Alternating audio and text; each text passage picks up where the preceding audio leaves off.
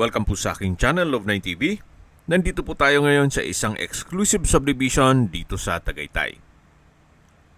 Ito pong bagong video presentation natin ay isang 3-story house and lot na may lot area na 240 square meters. May floor area na 180 square meters.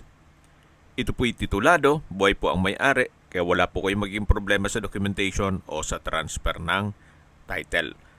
Napakatahimik po ng lugar, sariwa ang hangin at malamig po ang klima. Kaya napakaganda po nito para sa inyong bahay bakasyonan o retirement house. Pasok po tayo. Ito po yung main door at dito naman po ay may kwarto na ginawang living area. Kung meron man po kayong PWD or senior citizen sa pamilya, pwede naman pong gawing kwarto. At ito naman po yung dining area. Sa dulo naman yung kitchen o formal kitchen. And sa likod po nitong bahay ay meron pa pong setback na 2 meters. At dito naman po yung service area o laundry area. Yan po yung common toilet and bath at yung pantry.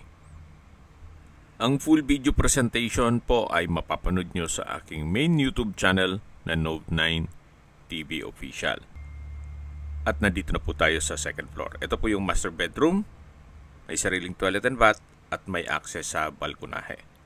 Dito naman po yung second bedroom na malaki naman po ang espasyo. At ito naman po yung papunta sa attic.